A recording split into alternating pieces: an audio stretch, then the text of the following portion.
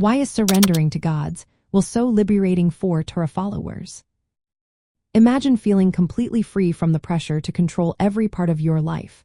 That's what surrendering to God's will can do for Torah followers. It's not about giving up. It's about trusting that God's plan is better than anything we could make ourselves. In Hebrew, surrender is called hichna'ah, which means a heartfelt giving in to God's authority. This act of surrender isn't weakness but a sign of strength and trust. It shows that you believe God's plan is for your ultimate good, even if you don't see the full picture right now. Stories from the Torah highlight this idea.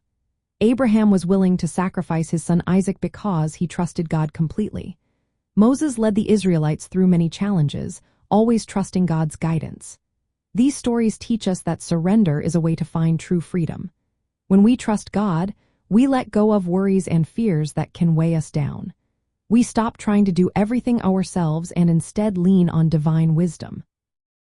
This shift from self-reliance to divine reliance brings a sense of peace and relief. The Torah also teaches that humans have free will, a gift from God, but paradoxically, real freedom comes when we choose to surrender our personal desires and align with God's will.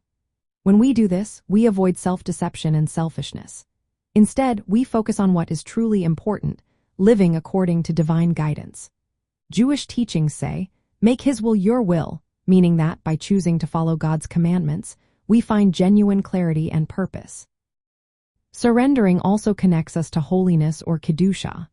This means setting ourselves apart for God's purposes. When we do this, worldly distractions fade, and we can focus on spiritual growth. It's an active choice to submit from the heart, as Psalms describe as delighting in doing God's will and having His law within us. Practically, trusting God's timing and outcomes can bring peace. The story of Esther shows this beautifully. She took brave actions but left the results in God's hands. Her trust gave her courage and calmness, knowing she was part of a bigger plan. So, surrendering to God's will is freeing because it turns the struggle for control into trust. It aligns our lives with divine purpose, shields us from selfishness, and invites holiness and peace. It's a way to live fully, with confidence that God's plan is always for our good.